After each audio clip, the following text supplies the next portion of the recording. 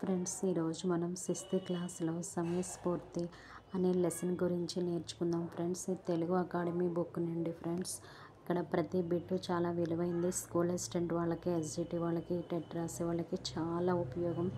వినండి, నేర్చుకోండి, మార్కు సాధించండి. సమయస్ఫూర్తి ఇతివృత్తాంతం ఏంటంటే, సమయస్ఫూర్తి ప్రక్రియ ఏంటంటే కథ.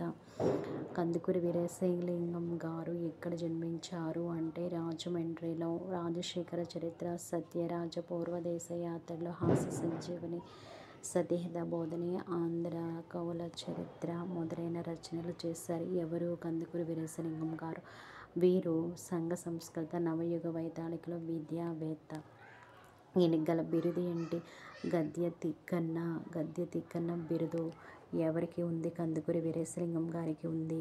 అయితే ఈ పాఠం అసలు ఏంటో నేర్చుకుందాం, తెలుసుకుందాం.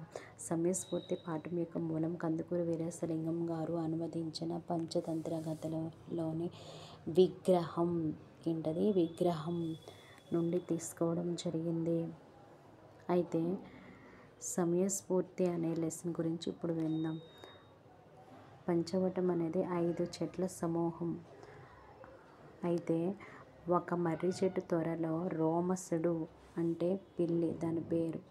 పిల్లి పేరు ఏంటంట? రోమసుడు. అది చెట్టు క్రింద కన్నంలో పలితుడు అనే ఎలుక కాపురం ఉండేది. పలితుడు చెట్టు చుట్టూ వల పన్నాడు. రోమసుడు వలలో చిక్కుకున్నాడు. ఆ సమయంలో చంద్రకుడు అనే గుడ్లగూబ ఎలుకను చూసింది. పిల్లలందరూ మైదానంలో ఆడుతున్నారు. పై వాక్యంలో అనే పదం పిల్లలు ప్లస్ అందరూ, ఈ 2 పదాల కలయిక వల్ల ఏర్పడింది సంధి. అంటే 2 పదాలు కలిస్తే సంధి ఏర్పడుతుంది.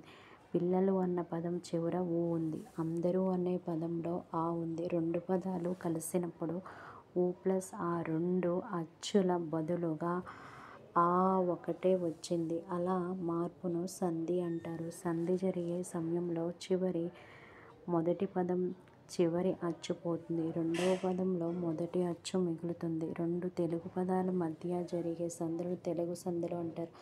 రాముడు ప్లస్ అతడు, రాముడతడు. ఇందులో రాముడు మొదటి పదం, అతడు రెండవ పదం. మొదటి పదమైన రాముడితో చివర ఊకారం పోయింది. రెండో పదంలో అకారం మిగిలిపోయింది. వాడెక్కడ, వాడు ప్లస్ ఎక్కడ. మనమందరం, మనము ప్లస్ అందరం. ఎవరెక్కడ, ఎవరు ప్లస్ ఇక్కడ, ఎవరిక్కడ. వ్యాకరణంలో ఉత్వసంధి రాని సందర్భాలు ప్రథమేతర విభక్తి చతుర్థ సువర్ణముల యందు ఉకారములో సంధి వైకల్పంగా వస్తుంది. సూత్రం అడుగుతున్నారు ఫ్రెండ్స్. ఓకే ఫ్రెండ్స్, లైక్ చేయండి ఫ్రెండ్స్.